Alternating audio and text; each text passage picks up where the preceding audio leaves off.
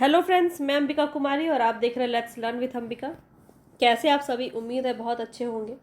और हिंदी साहित्य बहुत अच्छे से कराने की कोशिश मैं आपको कर रही हूँ, जिसमें हमने भक्ति काल में संत काव्य को कंप्लीट किया, सूफी काव्य को हमने कंप्लीट किया, हम राम काव्य की तरफ बढ़ रहे हैं। राम काव्य करेंगे, इसके बाद कृष्ण काव्य, फिर हमारा पूरा भक्ति काल खत्म हो जाएगा। इसके बाद रीति काल, फिर आधुनिक काल। ठीक है, तो मैं आपको एक दिन साहित्य और एक दिन व्याकरण कराने की कोशिश करूँगी, ठीक है। क्योंकि साहित्य आपका ज़्यादा है, पर साहित्य में ऑलरेडी मैं आपको बार बार ये बात बताती हूँ और रोज़ बताती हूँ, आज भी बताऊँगी कि जितना कुछ मैंने आपको कराया है वो आप एक बार प्लीज़ देख लीजिए, क्योंकि उससे कुछ बाहर नहीं आने वाला है। तो जितना कराया है उसको देखिए। साहित्य मैंने आपको ऑलरेडी बहुत सारा करवाया हुआ है और ये सारे क्वेश्चंस मैंने नहीं कराए हैं, कुछ हद तक नहीं कराए हैं, तो वो भी आपको आज करवा दिए जाएंगे। तो राम काव्य पूरा आज हम ख़त्म कर लेंगे, कोशिश करेंगे कि आज हम ख़त्म कर लें। आज से कल तक ये राम काव्य ख़त्म हो जाएगा। इसके बाद एक दिन व्याकरण रख लेंगे, फिर एक दिन कृष्ण काव्य, इस तरह से हमारा भक्ति काल ख़त्म हो जाएगा। तो बस आपको कंटिन्यूसली वीडियो को अच्छे से देखना है, ध्यान से सुनना है, क्योंकि क्वेश्चंस आपको सुन के ज़्यादा याद रहेगा। यहाँ पे हम स्टार्ट करेंगे राम काव्य, और जो भी चैनल पे नए हैं सब्सक्राइब करके बेल आइकन दबा लीजिएगा, तभी मेरे वीडियोस के नोटिफिकेशन आप तक पहुंच पाएंगे। पसंद आता है तो लाइक और शेयर कर दीजिएगा। जैसा कि आप सभी को मैंने प्रॉमिस किया था कि पूरा मैं आपको कंप्लीट करवाऊंगी, तो मैं उसी पे अभी स्टिक हूँ और भक्ति काल आपको कंप्लीट अभी करवाऊंगी, ठीक है। तो चलिए राम काव्य हम स्टार्ट करते हैं। तो कलि कुलिस जीव निस्तार हित बाल्मीकि तुलसी भयो। ये जो उक्ति है ये किस कवि द्वारा रचित है, किसने कहा है, ये आपको बताना है। कलि कुलिस जीव निस्तार रहित वाल्मीकि तुलसी भयो। यह जो उक्ति है ये नरहरि बारहठ ईश्वरदास अग्रदास या नाभादास किसके द्वारा कहा गया है, तो यहाँ रखेंगे नाभादास। यहाँ पे डी ऑप्शन सही हो जाएगा। तो देखिए बहुत ज़्यादा जो है, जहाँ यहाँ पे ज़रूरत होगी मैं आपको एक्सप्लेन भी करते चलूँगी। इसकी पूरी PDF आपको मेरे टेलीग्राम पे मिल जाएगी, आप खुद से इसका रिवीजन कर सकते हैं, ठीक है। तो सारी चीज़ें आपको उपलब्ध कराई जा रही है और बहुत ज़्यादा हम डिस्कस नहीं करेंगे। जहाँ इम्पॉर्टेंट होगा वहाँ मैं ज़रूर करूँगी, ताकि आपको याद भी होता चले क्लास में ही। तो सभी चीज़ें हम यहाँ पे देखते हुए चलेंगे, बस हम जल्दी जल्दी थोड़ा करने की कोशिश करेंगे ताकि ज़्यादा से ज़्यादा क्वेश्चन हमारा कवर हो पाए और आज ही हमारा राम काव्य ख़त्म हो जाए। इतनी मैं कोशिश करूँगी, पर देखते हैं कि कितना हो पाता है। तो देखिए यहाँ पे ये जो पंक्ति है ये आप सभी को बता ही दिया मैंने, नाभादास की पंक्ति है और स्वामी अग्रदास के शिष्य थे नाभादास, ठीक है। और इनकी प्रमुख कृति की बात करें नाभादास की, तो भक्तमाल और अष्टयाम इनकी दो रचनाएं काफ़ी ज़्यादा प्रसिद्ध है नाभादास की, ध्यान रखेंगे। अब चलिए आगे बढ़ते हैं। नेक्स्ट क्वेश्चन है यहाँ पे आपका, निम्नलिखित में से राम भक्ति काव्य परंपरा के कवि कौन नहीं है, बताएंगे यहाँ पे आपका राइट ऑप्शन क्या होगा। फटाफट से आंसर कीजिएगा, ईमानदारी से बताइएगा कितना मार्क्स आप इसका बना पा रहे हैं, कितने क्वेश्चन आपको आ रहे हैं, क्वेश्चन कैसे लग रहे हैं, ठीक है। क्योंकि सारे क्वेश्चन आपके प्रीवियस ईयर हैं और आपको बहुत अच्छे से ये कंप्लीट करवा देंगे। चलिए, गदाधर भट्ट, नाभादास, गोस्वामी तुलसीदास, हृदय राम, किसके ये कौन से कवि जो है वो राम भक्ति काव्य परंपरा में नहीं आते हैं। तो यहाँ पे देखिए अगर हम बात करें, इसको आप एलिमिनेट भी कर सकते हैं। नाभादास भी आते हैं, तुलसीदास भी आते हैं, हृदय राम भी आते हैं, गदाधर भट्ट नहीं आते हैं, ठीक है। गदाधर भट्ट जो है वो राम भक्ति काव्य परंपरा के कवि नहीं है, ये कृष्ण भक्ति परंपरा के गौड़ीय संप्रदाय के कवि हैं। ये भी याद रखिए, गौड़ीय संप्रदाय के, ये आपको नीचे नीचे मिल ही जाएगा। यहाँ देखिए, हाँ यहाँ पे देखिए लिखा हुआ है, ये कृष्ण परंपरा के गौड़ी संप्रदाय के कवि हैं। यह रघुनाथ भट्ट गोस्वामी के शिष्य तथा भागवत के अद्वितीय वक्ता थे। गोस्वामी तुलसीदास, नाभादास और हृदय राम, ये 3 नाम याद रखिए, राम भक्ति परंपरा के कवि हैं, ठीक है। चलिए आगे बढ़ते हैं नेक्स्ट क्वेश्चन पे। नेक्स्ट जो क्वेश्चन है आपका, माता पिता जग जाई तजियो विदहु न लिखियो कछु भाल भलाई। यह आत्मपरख काव्य पंक्ति इनमें से किन भक्तिकालीन कवि की है, बताएंगे। इस पंक्ति के बारे में बताना है कि किसकी है, सूरदास, कबीरदास, तुलसीदास या हृदय राम। यहाँ पे राइट ऑप्शन हो जाएगा आपका तुलसीदास, ठीक है। सी ऑप्शन आपका बिल्कुल सही हो जाएगा। तो ये आत्मपरख काव्य पंक्ति है जो तुलसीदास के द्वारा कही गई है। और तुलसीदास का बचपन घोर दरिद्रता और असहाय अवस्था में बीता। उन्होंने लिखा, माता पिता ने दुनिया में पैदा करके मुझे त्याग दिया, विधाता ने भी मेरे भाल यानी कि भाग्य में कोई भलाई नहीं लिखी थी। ये किन्होंने कहा है, तुलसीदास ने कहा है, ठीक है। ये पूरी पंक्ति का मतलब था। अब देखिए इनका अगर जन्म और मरण बात करें तो 1532 से 1623। माता पिता का नाम क्रमशः क्या था, हुलसी और आत्माराम दुबे। तो नाम पूछ लिया जाता है कई बार। तो माता का नाम था हुलसी, पिता का नाम था आत्माराम दुबे और पत्नी का नाम था रत्नावली। शिक्षा गुरु से सनातन थे। नाभादास ने तुलसीदास को कली काल की वाल्मीकि तथा अमृतलाल नागर ने मानस का हंस कहा। ये बहुत ज़्यादा इंपॉर्टेंट पॉइंट है। नाभादास ने तुलसीदास को क्या कहा था, कली काल की वाल्मीकि, और ये काफ़ी बार आपका पूछा भी गया है। और अमृतलाल नागर ने क्या कहा है, मानस का हंस। तो इसको आप नोट कर लीजिएगा, बहुत इंपॉर्टेंट है। गोस्वामी तुलसीदास द्वारा रचित 12 ग्रंथ प्रामाणिक माने गए हैं। और कौन कौन से हैं वो प्रामाणिक ग्रंथ, तो तुलसीदास के बारे में देखिए नोट्स बनाना बहुत इंपॉर्टेंट है। मानती हूँ अभी एग्ज़ाम है आपके सामने तो आप नोट्स नहीं बना पाएंगे, ठीक है। जैसा भी आपको सही लगे मैं आपको PDF दे दूँगी, आप उससे रिवीजन कर लीजिएगा। तो इनकी अगर हम बात करें, देखिए जो इंपॉर्टेंट है उसको तो हम स्किप नहीं कर सकते हैं। तो ये प्रामाणिक ग्रंथ आपको पता होने चाहिए। दोहावली, कवित रामायण, कवितावली, ठीक है, कवित रामायण को ही कवितावली कहते हैं।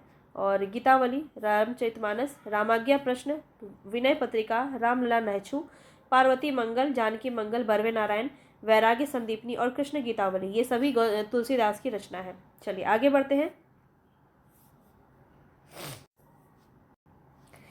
तुलसीदास किस भक्ति के लिए प्रसिद्ध है, बताएंगे किस प्रकार की भक्ति, उनकी सख्य भाव, कांत भाव, दास्य भाव या वात्सल्य भाव।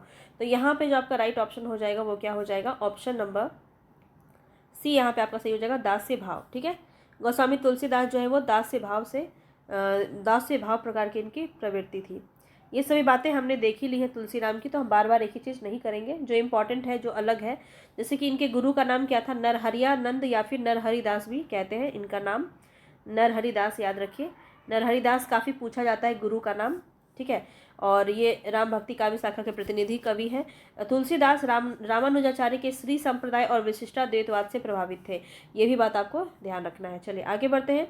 राम भक्ति काव्य धारा से संबंधित कौन से कवि नहीं है, बताएंगे। स्वामी अग्रदास, प्राणचंद्र चौहान, गदाधर भट्ट, हृदयराम, इसमें से कौन आपका राइट ऑप्शन हो जाएगा। तो यहाँ पे आप याद रखेंगे गदाधर भट्ट बिल्कुल सही है। ये जो है राम भक्ति काव्य धारा से संबंधित नहीं है, ये कृष्ण काव्य धारा से संबंधित कवि है गदाधर भट्ट, जो मैंने आपको अभी स्टार्टिंग में भी एक बताया था, तो ध्यान रखिएगा। अब देखिए यहाँ पे जो भी है इम्पॉर्टेंट, ये आपको याद रख लेना है। ये एक बार बता देती हूँ, तुलसीदास का तो आपको पूरा 12 मैंने बता दिया। कुछ है उनमें से रामचरितमानस, विनय पत्रिका, रामाज्ञा प्रश्न। विष्णुदास की रचना है रुक्मिणी मंगल, बहुत पूछी जाती है, रुक्मिणी मंगल बहुत पूछी जाती है। स्वर्गारोहण। ईश्वरदास की रचना है भरत मिलाप और अंगद पैज। अंगद पैज मैंने काफ़ी बार आपको पढ़ाया है, बताया है, ठीक है। स्वामी अग्रदास, अष्टयाम, हितोपदेश, उपखान बावनी, ये अग्रदास की रचना है। प्राणचंद्र चौहान की रामायण महानाटक पूछी जाती है काफ़ी ज़्यादा। हृदय राम का हनुमान नाटक और सुदामा चरित्र, ये दोनों बहुत इंपॉर्टेंट है, याद रखिएगा। रामायण महानाटक के नाम से प्राणचंद्र चौहान ने लिखा है, ठीक है, और हनुमान नाटक के नाम से हृदय राम ने लिखा है। ये सभी बातें आपको ध्यान में रखनी है। अब आगे बढ़ते हैं। नेक्स्ट क्वेश्चन है सुंदर कांड रामचरितमानस का कौन सा कांड या कौन सा सर्ग है। तो इसके लिए आपको क्रम पता होना चाहिए। इस प्रकार के क्वेश्चंस करने के लिए आपको क्रम का पता होना बहुत ज़्यादा ज़रूरी है। तो सबसे पहले क्या आता है, बाल कांड, फिर अयोध्या कांड, फिर अरण्य कांड, किष्किंधा कांड, सुंदर कांड, लंका कांड, उसके बाद उत्तर कांड। ये पूरा सातों आपको एकदम याद होना चाहिए, ठीक है। तो इसमें पूछा जाए सुंदर कांड, तो सुंदर कांड कितने नंबर पर आता है, 5वें नंबर पर आता है, और राइट ऑप्शन यहाँ पर आपका बी हो जाएगा, ठीक है। तो ये आपको मैंने बता ही दिया, यहाँ पर आप देख सकते हैं, इसका PDF डाउनलोड करके आप पढ़ सकते हैं। सुंदरकांड में हनुमान जी द्वारा सीता की खोज और राक्षसों के संहार का वर्णन किया गया है। दोहा चौपाई छंद में लिखा गया, ये तो सबको पता है, ये याद रखिए, बहुत इंपॉर्टेंट है। अयोध्या कांड को रामचरितमानस का हृदय स्थल कहा जाता है, बहुत इंपॉर्टेंट पॉइंट यहाँ पे आपका कहा गया है। आगे देखिए, रामचरितमानस की रचना तुलसीदास ने संवत 1631 में चैत्र शुक्ल रामनवमी मंगलवार को प्रारंभ किया था। इसे पूर्ण करने में ये समय आपका बहुत पूछा जाता है, तो 2 वर्ष 7 महीना 26 दिन का समय लगा था, बहुत इंपॉर्टेंट है, याद रखिएगा। बाकी रचनाएं मैं आपको बताई चुकी हूँ। चलिए आगे बढ़ते हैं। नेक्स्ट जो आप क्वेश्चन है आपका, सिया राम मैं सब जग जानी, करहूँ प्रणाम जोरी जुग पानी। तो ये जो पंक्ति है, बताएंगे तुलसीदास ने किस दार्शनिक सिद्धांत की व्यंजना की है, इसमें कौन सा दार्शनिक सिद्धांत की व्यंजना की है। तो आपको पता है तुलसीदास किस सिद्धांत से प्रभावित थे, अभी अभी बताया है आपको मैंने। इसका आंसर आप अगर क्लास में सोए नहीं हो ना तो आपको पता होगा इसका आंसर, और यहाँ पे राइट ऑप्शन है विशिष्टाद्वैतवाद, ठीक है, सी ऑप्शन। आगे बढ़ते हैं। नेक्स्ट क्वेश्चन है कीर्ति भनति भूति भूलि सोई सुर सरी सम सब कह हित होई। यह पंक्ति किसकी है? तो ये पंक्ति जो है किसकी है? तुलसीदास की है। फर्स्ट ऑप्शन ही आपका यहाँ पे सही हो जाएगा, ठीक है। अब देखिए कुछ है जो पंक्ति काफ़ी पूछ लेते हैं कई बार। तो एक है ये मेरे नन बिरह की बेल बई सींचत नैर नीन की सजनी मूल परात गई। ये किसका है? सूरदास का। नंददास की एक पंक्ति है नव मरकट मणि श्याम कनक मणिगम ब्रजबाला वृंदावन को रीझी मनहु परिहाई माला। कबीरदास की एक है माधो मैं ऐसा अपराधी तेरी भक्ति होत नहीं साधी। तो ये किसका है? कबीरदास का। ये कुछ पंक्तियां हैं जो इंपॉर्टेंट है, पूछे जाते हैं। आगे बढ़ते हैं। नेक्स्ट क्वेश्चन है रामचरितमानस में तुलसीदास ने सर्वप्रथम इनमें से किसकी वंदना की है? ये क्वेश्चन आपका काफ़ी बार पूछा गया है, तो ध्यान रखेंगे यहाँ पे। सबसे पहला जो प्रश्न है ये रामचरितमानस में आपका यही बनता है। तो तुलसीदास ने सर्वप्रथम इनमें से किसकी वंदना की है? पार्वती शंकर की, वाल्मीकि, हनुमान की, सरस्वती गणेश की या सीताराम की? तो यहाँ पे आपका राइट ऑप्शन क्या हो जाएगा? सरस्वती और गणेश का इन्होंने सबसे पहले जो है वंदना किया है, ठीक है, सरस्वती और गणेश का। और ये बात मैं आपको बता ही चुकी हूँ कि रामचरितमानस जो है 1631 संवत में लिखा गया चैत्र शुक्ल नवमी के दिन, और 2 वर्ष 7 महीना 26 दिन का इनको समय लगता है। क्रमशः इसको देख लीजिए, काफ़ी इंपॉर्टेंट है। सबसे पहले बालकांड, अयोध्या कांड, अरण्य कांड, किष्किंधा कांड, सुंदर कांड, लंका कांड, उत्तरकांड।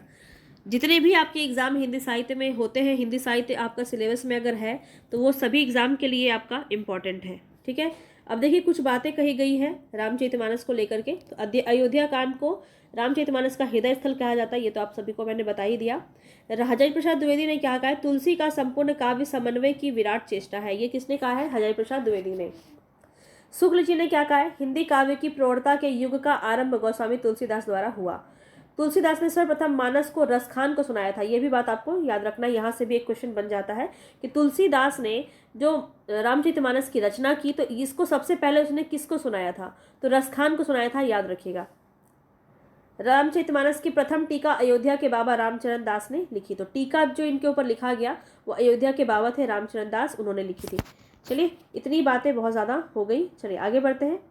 नेक्स्ट क्वेश्चन है निम्नलिखित में से लोक मंगल की साधना का कवि कहा जाता है? किसे कहा जाता है? तुलसीदास को, कबीरदास को, रविदास को या फिर सूरदास को? तो यहाँ पे आपका राइट ऑप्शन क्या हो जाएगा? तुलसीदास हो जाएगा। ए ऑप्शन बिल्कुल सही है। तो ये पंक्ति आपका इतनी बार पूछा जाता है कि मैं इसको स्किप कर ही नहीं सकती हूँ। यहाँ पे आप देखिए यहाँ पे अगर हम बात करें रामचंद्र शुक्ल का, तो उन्होंने क्या कहा है? तुलसीदास उत्तरी भारत की समग्र जनता के हृदय में मंदिर में पूर्ण प्रेम प्रतिष्ठा के साथ विराज रहे हैं। ये जो पंक्ति है ये किसने कहा है? शुक्ल ने कहा है, और काफ़ी बार ये पंक्ति पूछा गया है। उससे भी ज़्यादा पूछा जाता है हजारी प्रसाद द्विवेदी का कि भारतवर्ष का लोकनायक वही हो सकता है जो समन्वय करने का अपार धैर्य लेकर आया हो। ये पंक्ति काफ़ी बार, अनेकों बार आपके एग्जाम में पूछी जाती है, ठीक है। नाभादास की पंक्ति है कलिकाल का वाल्मीकि, रामविलास शर्मा का है जातीय कवि, और अमृतलाल नागर की है मानस का हंस।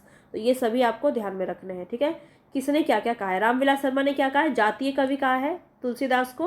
अमृतलाल नागर ने क्या कहा है? मानस का हंस कहा है। और नाभादास ने क्या कहा है? कलिकाल का वाल्मीकि। तो ये एकदम कंठस्थ आपको कर लेना है, क्योंकि यहाँ से प्रश्न आपका डेफिनेटली देखने को मिल सकता है। आगे बढ़ते हैं। तुलसीदास द्वारा रचित विनय पत्रिका किस रचना में रची गई है? किस भाषा में रची गई है? ये काफ़ी बार पूछी जाती है। तो यहाँ पे आप याद रखेंगे राइट ऑप्शन क्या हो जाएगा? तो यहाँ पे आपका राइट ऑप्शन हो जाएगा ब्रज भाषा में लिखी गई है। हालांकि अवधी भाषा में इन्होंने ज़्यादा रचनाएं की है, लेकिन विनय पत्रिका जो है ये ब्रज भाषा में लिखी गई है, ये भी आपको ध्यान में रखना है। अगर हम भाषा की बात करें तो यहाँ नीचे आपका एक्सप्लेनेशन में मिल जाएगा।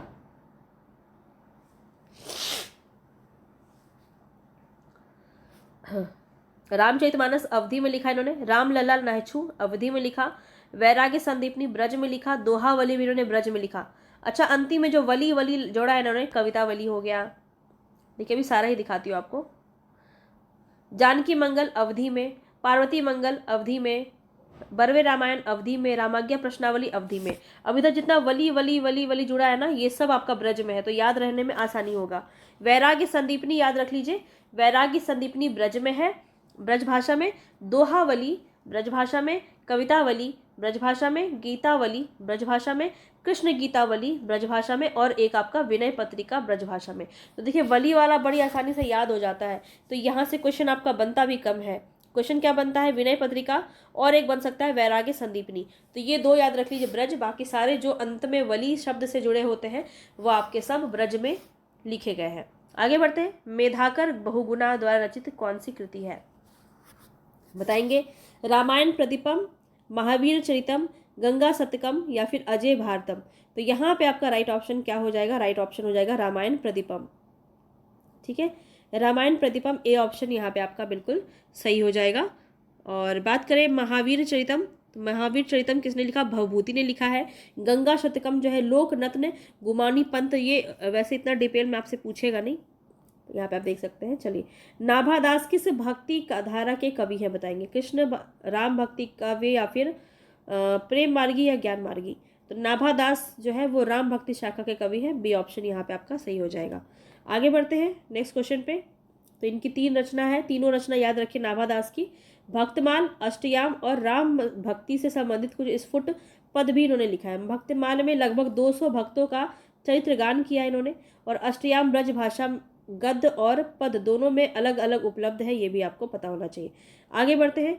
सच पूछा जाए तो मध्य युग की समग्र स्वाधीन चिंता के गुरु रामानंद ही थे, ये कथन किसका है, बताएंगे। तो हरिहर प्रसाद द्विवेदी का कथन है, सी ऑप्शन यहाँ पे आपका सही हो जाएगा।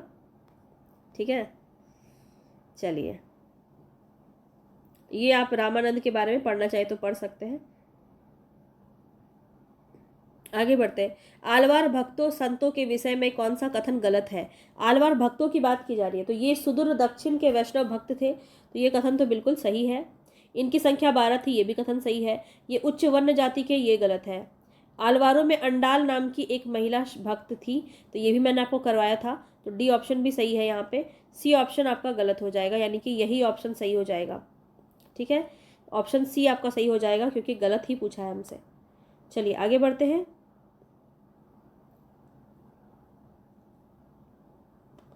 तो यहाँ पे भिन्न भिन्न जातियों के जो है संत यहाँ पे थे, और कोई ऐसा नहीं था कि स्वर्ण जाति के ही थे सभी। तो ये तो मैंने आपको कई बार करवाया है ना। भगवान को सगुण मानकर उनकी भक्ति पर बल देने वाले भागवत धर्म के भेदों और उनके संस्थापकों को सुमिलित करना है। श्री संप्रदाय, ब्रह्म संप्रदाय, रुद्र संप्रदाय और सनकादिक संप्रदाय, काफ़ी बार करवाया है। तो ये क्वेश्चन तो आपके लिए बहुत आसान होना चाहिए, क्योंकि आपने इसको काफ़ी बार किया हुआ है। तो यहाँ पे याद रखिए रामानुजाचार्य जो है वो श्री संप्रदाय से संबंधित है। ब्रह्म संप्रदाय हो जाएगा मध्वाचार्य, रुद्र संप्रदाय विष्णु स्वामी, ये तो आपको ऐसे मुंह पे याद होना चाहिए बिल्कुल, सनकादिक निम्बार्काचार्य। ठीक है, इसके अलावा गौड़ीय संप्रदाय एक है जो चैतन्य महाप्रभु से संबंधित है, और राधा वल्लभ संप्रदाय, हित हरिवंश, ये भी आपको याद रखना है। देखिए यहाँ पे आपको दिया हुआ है, तो सभी आप यहाँ पे देख सकते हैं। गौड़ीय संप्रदाय चैतन्य महाप्रभु द्वैताद्वैतवाद से संबंधित है, और राधा वल्लभ हित हरिवंश, ये सारे मैंने आपको बता ही दिया यहाँ पे। चलिए अब यहाँ पे भक्तमाल से संबंधित कोई कथन है जो कौन सा सही नहीं है वो बताना है आपको। तो देख लेते हैं एक बार। यह भक्तिकालीन भक्तों के संबंध में से प्रमाणिक रचना मानी जाती है, तो बिल्कुल ये प्रमाणिक मानी जाती है। यह पूर्वार्ध में कलयुग से पहले के भक्तों का उल्लेख है इसमें, ये भी सही है। इतिहास की दृष्टि से इसका उत्तरार्ध अधिक महत्वपूर्ण है, ये भी सही है। उत्तरार्ध में मध्यकालीन भक्तों संतों का विस्तृत विवरण जो है इसमें किया गया है, तो ये गलत है जाएगा। तो ऑप्शन डी यहाँ पे आपका सही हो जाएगा, क्योंकि गलत ही आपसे पूछा गया है। ठीक है, तो इतना डिटेल में आपसे इसमें नहीं पूछेगा, बीपीएससी में तो नहीं पूछेगा। चलिए आगे देखते हैं। ये आरपीएससी असिस्टेंट प्रोफेसर का क्वेश्चन यहाँ पे 2020 का है। भक्तिकालीन राम काव्य धारा के विषय में असंगत कथन बताना है। इस साहित्य में तुलसीदास का प्रमुख स्थान है, तो ये तो कथन बिल्कुल सही है। असंगत बताना है आपको। ठीक है, इसमें लोक संग्रह की भावना है, ये भी सही है। यह काव्य अवधि और ब्रज दोनों में रचित है, ये भी सही है। यह कृष्ण काव्य के प्रभाव से पूर्णतः मुक्त है, ऐसा नहीं है। ऐसा नहीं है कि कोई भक्ति राम काव्य की है जिन्होंने वो कृष्ण के काव्य से बिल्कुल अछूते हैं, ऐसा बिल्कुल नहीं है। तो यहाँ पे जो है राम काव्य धारा की प्रमुख विशेषता में अगर हम बात करें तो ये सभी बातें आपकी आ जाएंगी। और कृष्ण काव्य परंपरा के प्रभाव से ये बिल्कुल मुक्त थे ऐसा भी कहना सही नहीं होगा, ठीक है, क्योंकि राम काव्य में जो है प्रायः सभी शैलियों को देखने को मिला है। जो आपके सूरदास की गीति पद्धति है वो आपके विद्यापति में भी देखने को मिलती है। राम काव्य के सृजन में विद्यापति ने काफ़ी महत्वपूर्ण भूमिका निभाई थी। तो ये सभी इम्पॉर्टेंट है। डी ऑप्शन आपका यहाँ पे सही हो जाएगा, ठीक है, डी ऑप्शन यहाँ पे आपका सही हो जाएगा। आगे बढ़ते हैं। नेक्स्ट क्वेश्चन है, भक्तमाल के टीकाकार कौन है बताइए। भक्तमाल किसकी रचना है? नाभादास की, सबको पता है। टीकाकार बताइए, प्रियादास, विट्ठलनाथ, अग्रदास या किल्हा। यहाँ पे आपका राइट ऑप्शन क्या हो जाएगा? प्रियादास। ए ऑप्शन आपका बिल्कुल सही हो जाएगा, ठीक है। चलिए आगे बढ़ते हैं। तो देखिए टीका से प्रश्न पूछा जा सकता है, टीकाकार कौन है? तो प्रियादास है भक्तमाल की, और इन्होंने भक्तमाल की टीका भक्ति रस बोधनी के नाम से की है। और इनकी अन्य रचनाएं अगर बात करें तो रसिक मोहिनी और भक्त सुमेरनी हो जाएगा। विट्ठलनाथ ने यमुनाष्टक और अग्रदास ने ध्यान मंजरी रचना रची है। चलिए, मूल गोसाई चरित्र किसके रचनाकार है? मूल गोसाई चरित्र के रचनाकार कौन हो जाएंगे? नाभादास, प्रियादास, बेनी माधव दास या हन्नर हरिदास। यहाँ पे आपका राइट ऑप्शन क्या हो जाएगा? ऑप्शन सी, बेनी माधव दास, ठीक है, सी ऑप्शन यहाँ पे आपका सही हो जाएगा। नंददास का रुक्मणी मंगल काफ़ी इंपॉर्टेंट है, पूछा जाता है। नेक्स्ट क्वेश्चन है आपका, उन्होंने रचना नैपुण्य का भद्दा प्रदर्शन कहीं नहीं किया है और ना शब्द चमत्कार आदि के खिलवाड़ों में वे फंसे हैं। उनकी सी भाषा की सफाई और किसी कवि में नहीं। शुक्ल जी का यह कथन किस कवि के बारे में बोला जा रहा है, किस कवि के विषय में इन्होंने कहा है? तो ये तुलसीदास के बारे में इन्होंने कहा है। तो पहला ही ऑप्शन यहाँ पे आपका सही हो जाएगा, ठीक है। आगे बढ़ते हैं। नेक्स्ट क्वेश्चन है यहाँ पे, कबीर विवेक एक नहीं मोरे, सत्य कहूँ लिखी कागद कोरे। तो विनयोक्ति किस कवि की है ये बताएंगे। यहाँ पे आपका राइट ऑप्शन हो जाएगा तुलसीदास, ठीक है, तुलसीदास के इन्होंने ही कहा है। अब यहाँ पे देखिए रचना और जन्म मृत्यु दिया गया है। आगे बताएंगे, विज्ञान गीता किसकी रचना है? नाभादास, तुलसीदास, केशवदास, मलुकदास। बताएंगे, यहाँ पे आपका राइट ऑप्शन हो जाएगा केशवदास, सी ऑप्शन बिल्कुल सही हो जाएगा, ठीक है। इनके बारे में हम अगर बात करें, विज्ञान गीता में आध्यात्मिक विषय को प्रस्तुत किया गया है तथा नखशिख एवं परंपरागत उपमानों की सहायता से राधा के विभिन्न अंगों का वर्णन किया गया है। केशवदास की कवि प्रिया, रसिक प्रिया, छंदमाल रीति ग्रंथ है। तो ये आपसे प्रश्न पूछा सकता है कि केशवदास का रीति ग्रंथ कौन सा है? तो याद रखिएगा, कवि प्रिया, रसिक प्रिया और छंदमाल ये सब रीति ग्रंथ के अंदर आता है, जिसमें क्रमशः रस, अलंकार और छंदों का निरूपण किया गया है। कवि प्रिया में रस का निरूपण किया गया है, रसिक प्रिया में अलंकार का और छंदमाल में छंदों का निरूपण किया गया है। मलुकदास की रचना की बात करें, रत्न खान, ज्ञान बोध, ज्ञान परोक्ष, ध्रुव चरित। नाभादास की रचना भक्तमाल, अष्टयाम, राम भक्ति से संबंधित कुछ स्फुट पद। और तुलसीदास की रचना रामचरितमानस, पार्वती मंगल, विनय पत्रिका, रामलला, नहछू, हनुमान बाहुक। याद रखेंगे। आगे बढ़ते हैं। अब ये देखिए आपका यूपी पीजीटी में पूछा गया 2021 में, तो काफ़ी इंपॉर्टेंट है। सबंत 16 से 31, अच्छा सॉरी मैंने आपको इधर नहीं कराया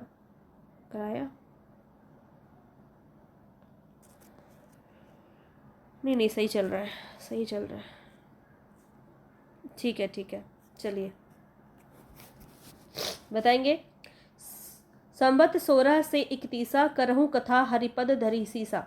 ये जो पंक्ति है, प्रमुख ग्रंथ के रचनाकार संकेत किसके बारे में संकेत किया गया है?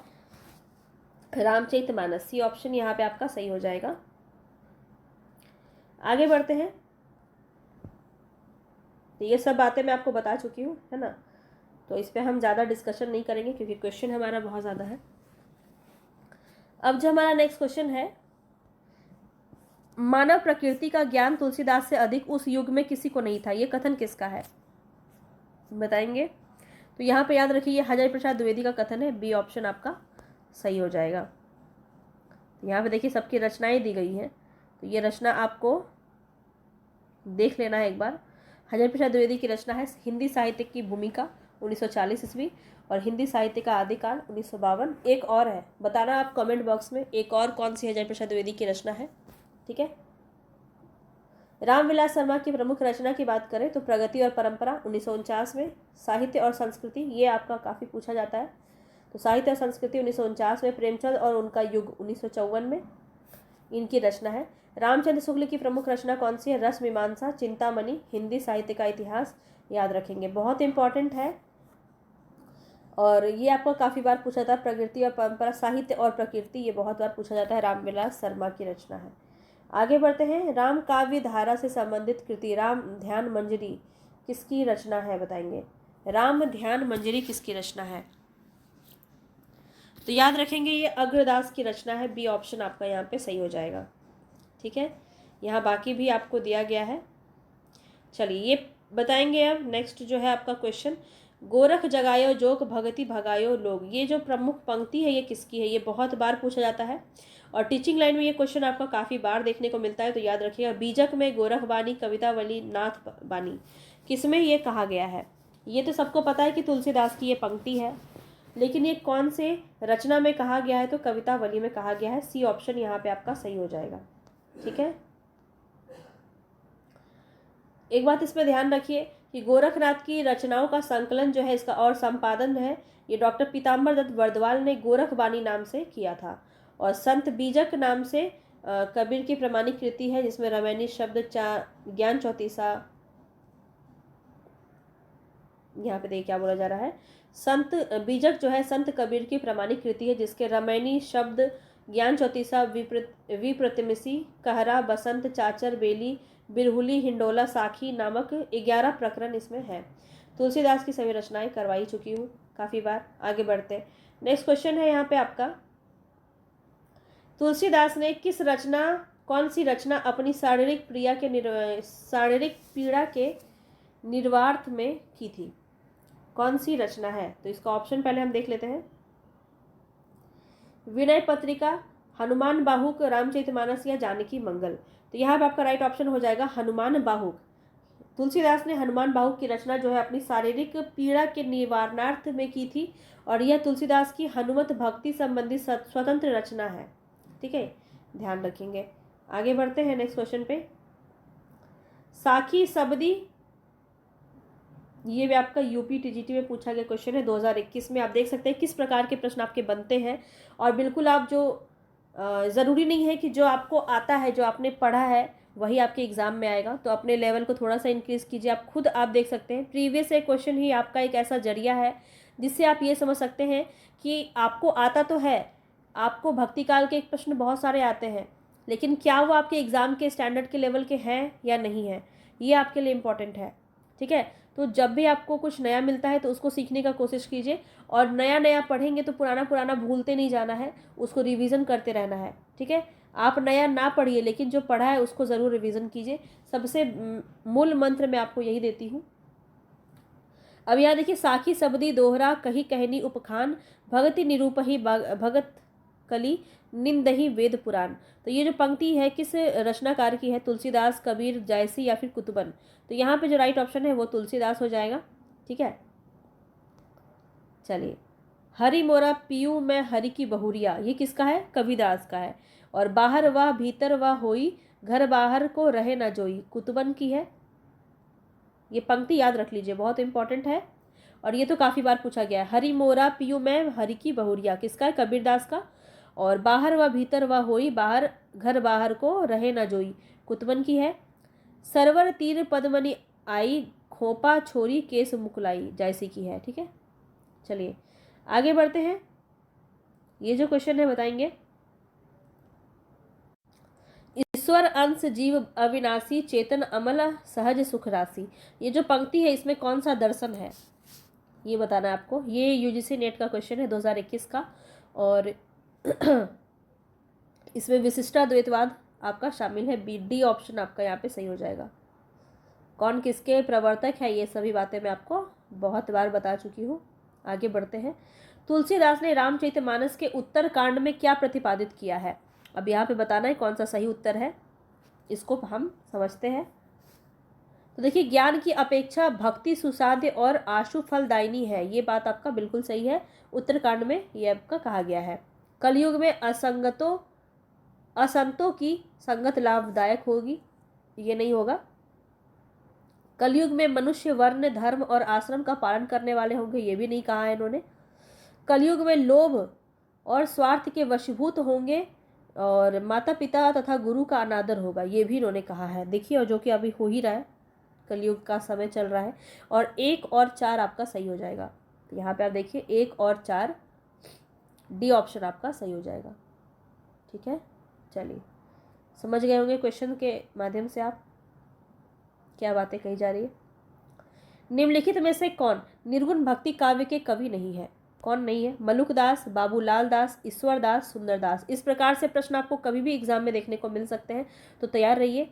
यहाँ पे आप बताएंगे राइट ऑप्शन क्या हो जाएगा, तो राइट ऑप्शन हो जाएगा ईश्वर दास। ठीक है, ईश्वर दास जो है ये निर्गुण भक्ति काव्य के कवि नहीं है। ईश्वर दास जो है वो सगुण भक्ति धारा के कवि हैं। लेकिन मलुकदास, लाल दास और सुंदर दास आप सभी को पता है ये निर्गुण संत काव्य के अंदर आते हैं। चलिए आगे बढ़ते हैं। अब ये देखिए DSSB TGT में पूछा गया क्वेश्चन है 2021 का, बहुत पुराना क्वेश्चन भी नहीं है। गोस्वामी तुलसीदास ने रामचरितमानस की रचना किस उद्देश्य से की थी? मोक्ष प्राप्ति के लिए, लोक रंजन के लिए, राम कथा का स्मरण करने कराने के लिए, या स्वांत सुखाय के लिए? तो यहाँ पे आपका राइट ऑप्शन क्या हो जाएगा? ऑप्शन डी, स्वांत सुखाय। ठीक है, क्रम से इसको याद कर लेना बहुत इंपॉर्टेंट है। गीतावली किसकी काव्य कृति है बताएंगे? ये भी आपका PGT में पूछा गया DSSB। तुलसीदास, मयूर कवि, दंडी या हजारी प्रसाद द्विवेदी? तो यहाँ पे ये क्वेश्चन तो सबको आता होगा। तुलसीदास की रचना है ए ऑप्शन आपका बिल्कुल सही हो जाएगा। आगे बढ़िए। स्वांत सुखाय कहकर किसने उसे काव्य का प्रयोजन स्वीकार किया? अभी अभी इसके बारे में बताया, रामचरितमानस को तुलसीदास ने कहा, तो यहाँ पे ए ऑप्शन आपका बिल्कुल सही हो जाएगा। निम्न कवियों में से कौन हिंदी का महाकवि माना जाता है? बताइए, हिंदी का महाकवि कौन माना जाता है? कालिदास, भर्तृहरि, अश्वघोष या फिर तुलसीदास?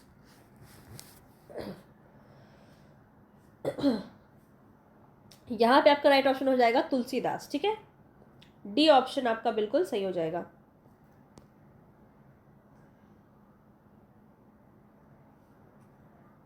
अब दिए गए ऑप्शन की बात करें तो कालिदास, भर्तृहरि और अश्वघोष जो है ये संस्कृत भाषा के कवि हैं, आप सभी जानते होंगे। और तुलसीदास हिंदी के महाकवि माने जाते हैं।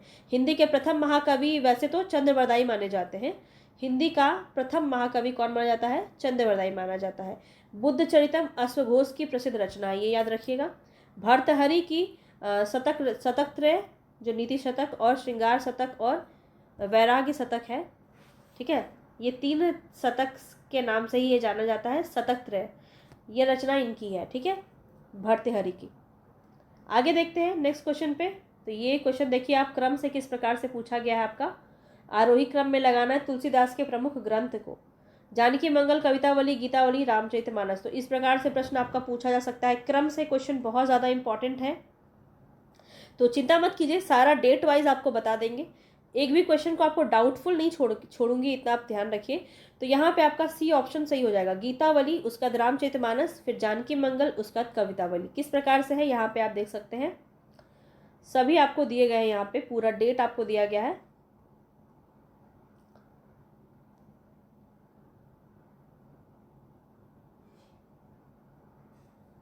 गीतावली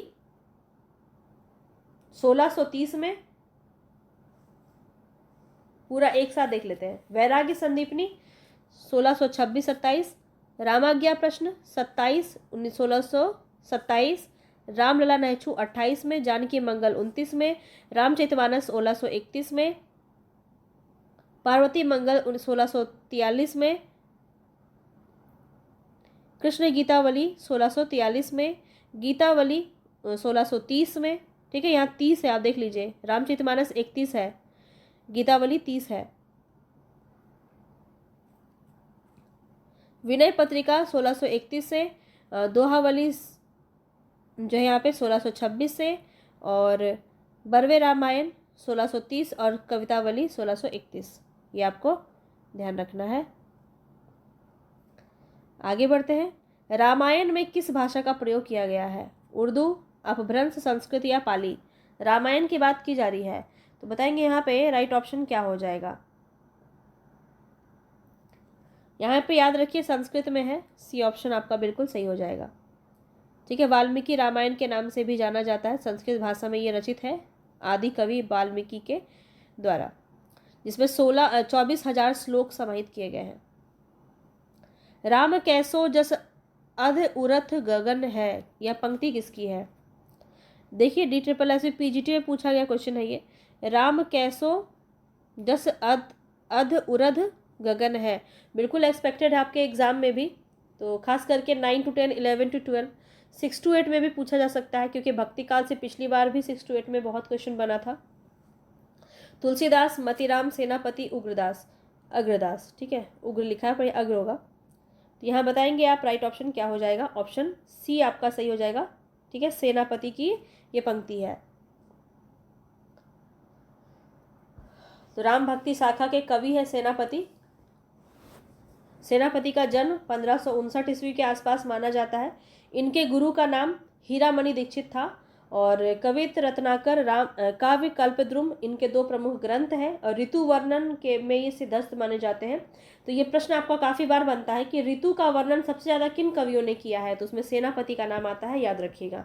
ठीक है, जो मैं आपको ऐसे ही बस बोल देती हूँ ना मुँह से, वो क्वेश्चन बन जाता है। ठीक है, तो जितना भी इम्पोर्टेंट है वो सब बातें मैं आपको बताती चलती हूँ, याद रखिएगा, बहुत इम्पोर्टेंट है। किस रचनाकार के बचपन का नाम राम बोला था, बताएंगे। राम बोला किसका नाम था, तो याद रखेंगे ये नाम किसका था, तुलसीदास का था। ठीक है, तुलसीदास के बचपन का नाम क्या था, राम बोला। ये भी आपके DSSS में पूछा गया है। अब इनके बारे में आप एक बार कुछ जान लीजिए, वैसे मैं आपको बता ही चुकी हूँ।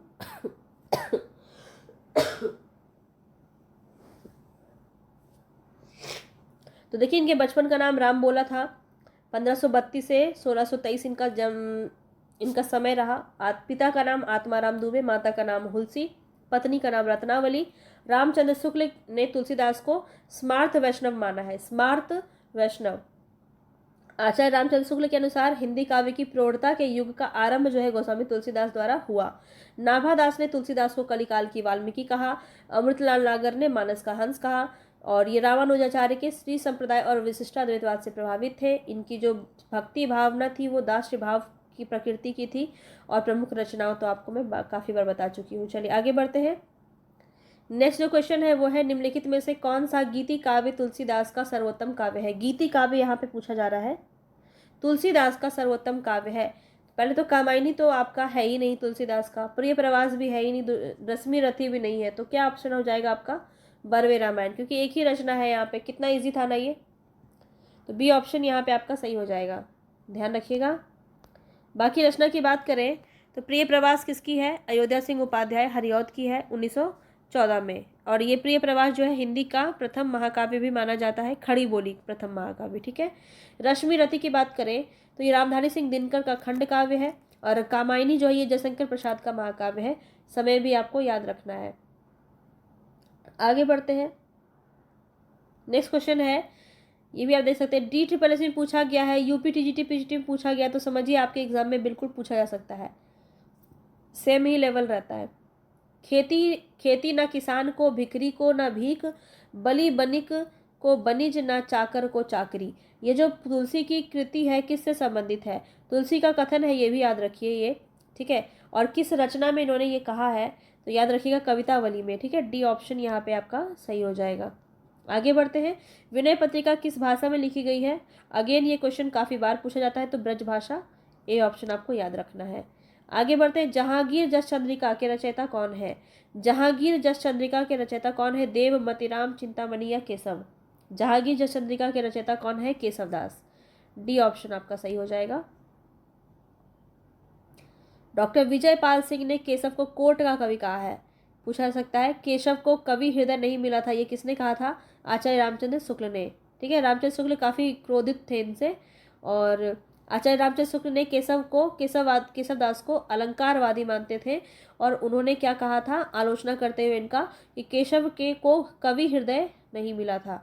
चलिए ये प्रश्न आपका बन सकता है, क्योंकि रामचंद्र शुक्ल किस कवि के बारे में क्या कहते हैं, इससे आपका BPSC में क्वेश्चन बन चुका है ऑलरेडी 2 बार। कवित्र रत्नाकर का लेखक कौन है, बताइए। सेनापति, बलभद्र मिश्र, नरोत्तम दास और केशव दास। कवित रत्नाकर किसकी रचना है? तो याद रखेंगे सेनापति की रचना है। ठीक है, ए ऑप्शन यहाँ पे आपका सही हो जाएगा। इनके अन्य उपलब्ध ग्रंथ में अगर बात करें तो काव्य कल्पद्रुम सेनापति ने अपना संपूर्ण काव्य ब्रज भाषा में रचा। रामचंद्र शुक्ल ने ऋतु वर्णन का सबसे बड़ा श्रृंगारी कवि माना है सेनापति को, और ये काफ़ी बार आपका एग्जाम में बनता है, तो इसको ध्यान रखिएगा कि ऋतु वर्णन सबसे ज़्यादा किसने किया है? सेनापति ने। ठीक है, यहाँ से प्रश्न 1 बन जाता है। आगे बढ़ते हैं। नेक्स्ट क्वेश्चन है, ब्रज भाषा का कौन सा कवि ऋतु वर्णन के लिए विख्यात है? ऋतु वर्णन के लिए विख्यात है कौन सा? सेनापति। डी ऑप्शन यहाँ पे आपका सही हो जाएगा। आगे बढ़ते हैं। अगर आप इसका देखिए फिर डिटेल में आप करना चाहते हैं ना, तो इसका PDF लेके आप आराम से पढ़ सकते हैं। तो अभी हम क्वेश्चन बहुत ज़्यादा है, मुझे नहीं लगता है कि आज कंप्लीट हो पाएगा। कल तक हम कोशिश करते हैं इसको कंप्लीट करने की, पर अभी हमारे पास है टाइम, तो हम देखते हैं कितना और कर पाते हैं। तुलसीदास जी ने निम्न में से किस गुरु से शास्त्रों का अध्ययन किया था? शास्त्रों का अध्ययन तुलसीदास ने किससे किया था, ये आपको बताना है। तो यहाँ पे आपका राइट ऑप्शन क्या हो जाएगा? याद रखिएगा, शेष सनातन। ठीक है, ए ऑप्शन यहाँ पे आपका बिल्कुल सही हो जाएगा। नरहरिदास मत लगा दीजिएगा आप लोग। तो तुलसीदास जी ने शास्त्रों का अध्ययन काशी में गुरु शेष सनातन के पास रहकर किया था, जबकि राम नाम की दीक्षा उन्होंने नरहरिदास से ली थी। चलिए, दक्षिण के आलवार संत किस शाखा से संबंधित माने जाते हैं? प्रेम मार्गी, ज्ञान मार्गी, प्रेम भक्ति शाखा या फिर कृष्ण भक्ति शाखा? तो यहाँ पे जब मैं आपको राम भक्ति का भी परंपरा करा रही हूँ तो आपको लग रहा होगा कि बहुत आसान है ये तो, लेकिन यही क्वेश्चन आपसे एग्जाम में पूछ लेगा तो आप गलत करके आ जाएंगे।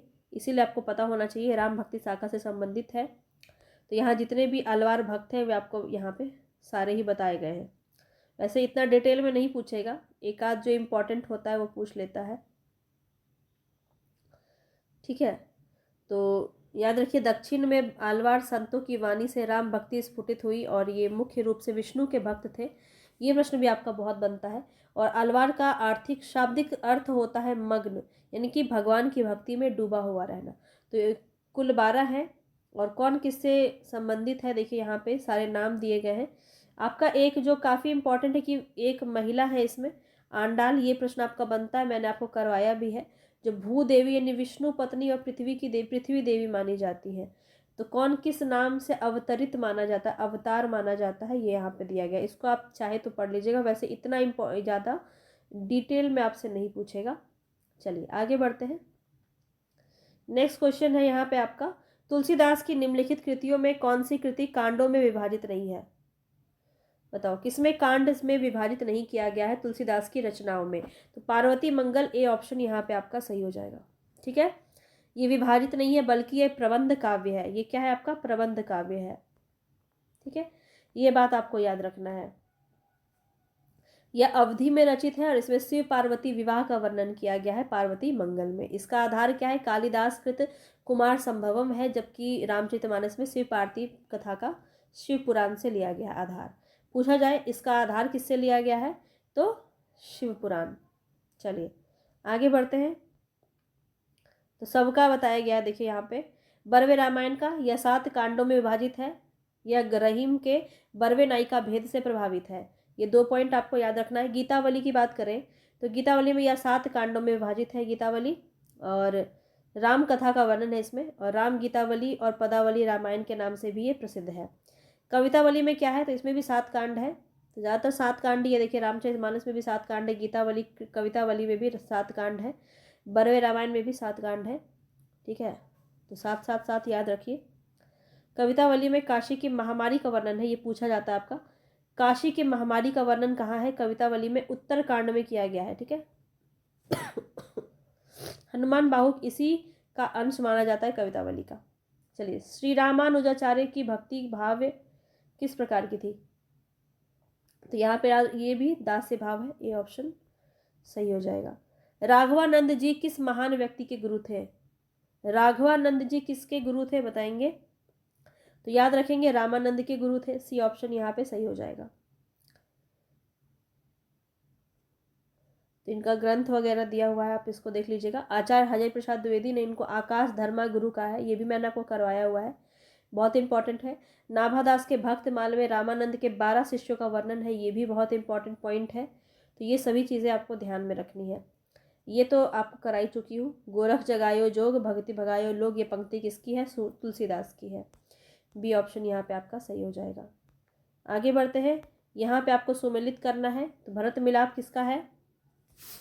सुमेलित करेंगे यहाँ पे। भरत मिलाप, ध्यान मंजरी, रामायण महानाटक और अवध विलास। ज़्यादातर तो मैंने आपको करवा दिया है।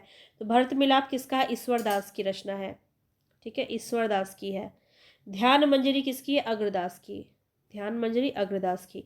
रामायण महानाटक किसकी है? प्राणचंद्र चौहान, करवाया था अभी। और अवध विलास किसका है? लालदास का। ठीक है, याद रखिएगा। हृदय राम, हृदय राम का क्या हो जाएगा? हनुमान नाटक। याद कैसे रखेंगे? हनुमान के हृदय में कौन है? राम। तो हृदय में कौन है?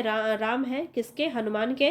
तो हनुमान नाटक हो जाएगा। इस तरह से याद रख सकते हैं आप। ठीक है, कभी कभी ट्रिक बहुत काम कर जाता है। वैसे मैं ट्रिक पे ज़्यादा फोकस नहीं करती हूँ, लेकिन कभी कभी ये आपका काम कर जाता है, एग्जाम में आपको याद आ जाता है। ऋतु वर्णन, फिर से आपका वही क्वेश्चन, तो सेनापति हो जाएगा, ए ऑप्शन। आगे बढ़ते। भक्ति काल के किस कवि ने संस्कृत को छोड़कर भी संस्कृत की शास्त्रीय परंपरा का निर्वहन किया? बताएंगे। यहाँ पे यूपी टीजीटी में पूछा गया क्वेश्चन है ये। भक्ति काल के किस कवि ने संस्कृत को छोड़कर भी संस्कृत की शास्त्रीय परंपरा का निर्वहन किया? तो वो है तुलसीदास। ठीक है, चलिए सी ऑप्शन यहाँ पे सही हो जाएगा। आगे बढ़ते हैं। नेक्स्ट क्वेश्चन है यहाँ पे आपका, भक्ति रस का पूर्ण परिपाक जैसा विनय पत्रिका में देखा जाता है वैसा अन्यत्र कहीं नहीं। यह कथन किसका है? यह कथन किसका है? जब द्विवेदी शुक्ल का, नगेंद्र का या वियोगी हरि का? तो यहाँ पे ये राइट ऑप्शन हो जाएगा, यहाँ पे ऑप्शन बी। ठीक है, ऑप्शन बी यहाँ पे सही हो जाएगा, रामचंद्र शुक्ल का ये कथन है।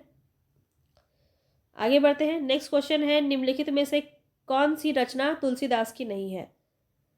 तुलसीदास की रचना कौन सी? बरवे नारायण तो है, बरवे रामायण है। इसके बाद वैराग्य संदीपनी है तुलसीदास की, बिल्कुल है।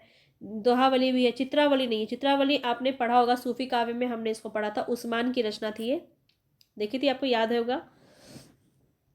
चलिए आगे बढ़ते हैं। हनुमान चरित्र, अब देखिए हनुमान नाटक अलग है, हनुमान चरित्र अलग है। तो हनुमान चरित्र जो ये रचयिता है ये कौन है? नाभादास, तुलसीदास, अग्र पांडे या रायमल पांडे? तो याद रखिए डी ऑप्शन यहाँ पे सही हो जाएगा, रायमल पांडे की रचना है हनुमत चरित्र। ठीक है, नाभादास की भक्तमाल और अष्टयाम, तुलसीदास की कवितावली, अग्रदास का ध्यान मंजरी, राम ध्यान मंजरी, अष्टयाम या रामाष्टयाम। ठीक है, याद रखेंगे। तुलसीदास किस दार्शनिक मत के भक्त कवि थे? तो बार बार ये हम कर चुके हैं, विशिष्टाद्वैतवाद, डी ऑप्शन आपका सही हो जाएगा। चलिए आगे बढ़ते हैं। चलनो अब केतिक पर्ण कुटी करिहो कित है, सीता द्वारा कही गई प्रस्तुत पंक्ति में राम ने उनकी कौन सी मनोदशा को लक्षित किया? चंचलता, प्रसन्नता, मधुरता या आतुरता? ये पंक्ति पढ़ेंगे आपको समझ में आ जाएगा। तो यहाँ पे इनकी आतुरता का इन्होंने वर्णन किया है, डी ऑप्शन यहाँ पे सही हो जाएगा। आगे बढ़ते हैं। नेक्स्ट क्वेश्चन है, जानत हो हरि रूप चराचर मैं हटि नैन न लावो, अंजन केस सिखा जुवतीतः लोचन सुलभ पठावो। तो ये जो पंक्ति है रेखांकित अंश, आपको बताना है किससे असंबंध अर्थ क्या है? असंबंध अर्थ है अंजन केस सिखा जुवतीतः। तो ये क्या है? नेत्रों में काजल लगाए हुए हैं, पर्वत शिखर पे बहते अग्नि झरने के समान है, सरकटे काले केस वाली, या फिर दीपक की ज्योति के समान कामिनी। तो यहाँ पे हम बात करें तो ये कौन संबंधित नहीं है? तो यहाँ पे संबंधित कौन सा नहीं है? पर्वत शिखर से बहते अग्नि झरने के समान, ये नहीं कहा जा सकता। तो यहाँ पे बी ऑप्शन आपका सही हो जाएगा। इस प्रकार का वैसे क्वेश्चन नहीं पूछा जाएगा। तो चलिए आगे बढ़ते हैं। भलो पोच राम को कहे मोहि सब नर नारी, इसमें पोच से क्या अभिप्राय है? नीच, उत्कृष्ट, भक्त या अनुगामी? तो यहाँ पे राइट ऑप्शन है नीच, ए ऑप्शन आपका सही हो जाएगा। चलिए आगे बढ़ते हैं। इस प्रकार का क्वेश्चन नहीं पूछा जाएगा। अब देखिए यह है, वियोगी हरि ने तुलसीदास को किस संप्रदाय में परिगणित किया है? स्मार्त वैष्णव, वेदांती, निम्बार्की या रामानंदी? वियोगी हरि ने, तो क्या हो जाएगा यहाँ पे? रामानंदी, डी ऑप्शन आपका सही हो जाएगा। ठीक है, चलिए, कठिन काव्य का प्रेत किस कवि को कहा जाता है? बहुत पूछा जाता है, ये क्वेश्चन आपके लिए ही है, बताइए। इस प्रकार के प्रश्न पूछे जा सकते हैं। तो केशव दास को कहा जाता है।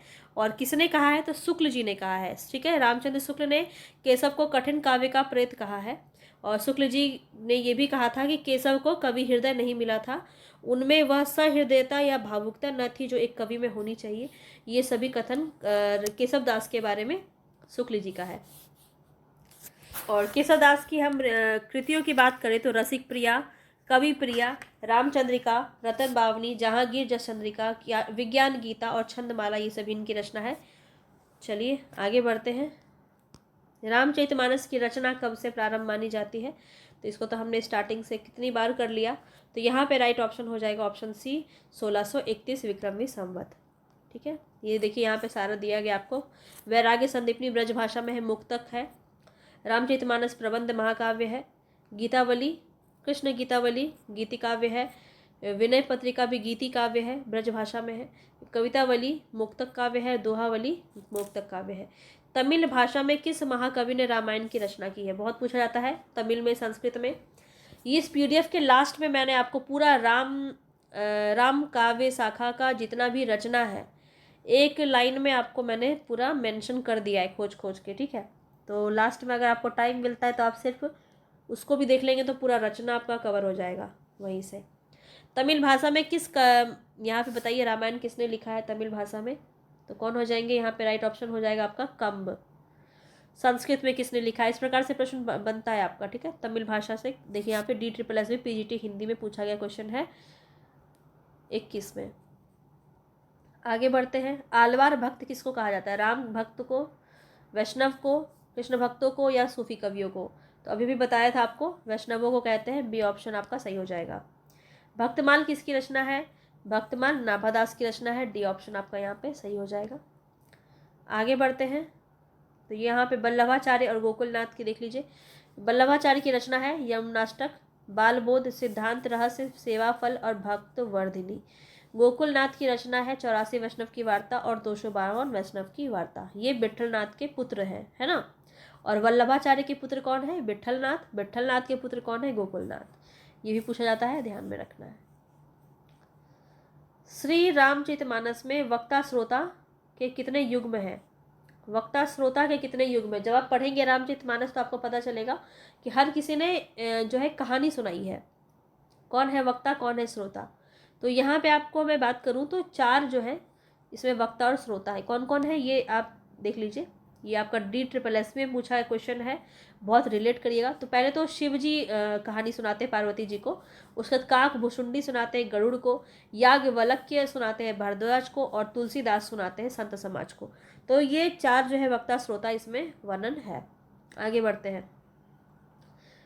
किसका कथन है बुद्ध देव के बाद भारत में सबसे बड़े लोकनायक तुलसीदास हुए? ये असाधारण प्रतिभा उनके लेकर उत्पन्न हुए थे। तो ये किसने कहा था? बहुत ज़्यादा इंपॉर्टेंट है और ये काफ़ी बार पूछा जाता है। बुद्ध देव के बाद भारत में सबसे बड़े लोकनायक कौन होते हैं?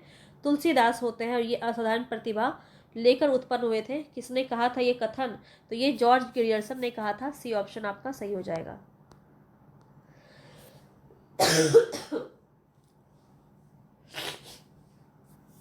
अब देखिए यहाँ पे, ये तो मैं आपको काफ़ी बार बता चुकी हूँ। चलिए आगे बढ़ते हैं। पुरते निकसे रघुवीर, वधु धरि धीर दय मग में डग दवे। यह पंक्ति तुलसीदास के किस ग्रंथ से उद्गित है? बताएंगे, उद्गित है। बरवे रामायण, श्री रामचरितमानस, दोहावली या फिर कवितावली? दोहावली या कवितावली? तो यहाँ पे क्या हो जाएगा बताइए। यहाँ पे आपका राइट ऑप्शन है कवितावली, ठीक है। देख लो किस प्रकार के क्वेश्चन बनते हैं, है ना। इस प्रकार के क्वेश्चन अगर आप कर पा रहे हैं तो समझिए कि आपका जो लेवल है अच्छा है और कोई भी एग्ज़ाम आप निकालने के योग्य है और आपकी तैयारी सही चल रही है। रामचंद्र शुक्ल के अनुसार निम्नांकित में से कौन सी रचना तुलसीदास की है? छप्पे रामायण, बरवे रामायण, कड़खा रामायण या रोला रामायण? सभी को पता है बरवे रामायण। बी ऑप्शन आपका सही हो जाएगा। आगे बढ़े। गला पूरा खराब हो चुका है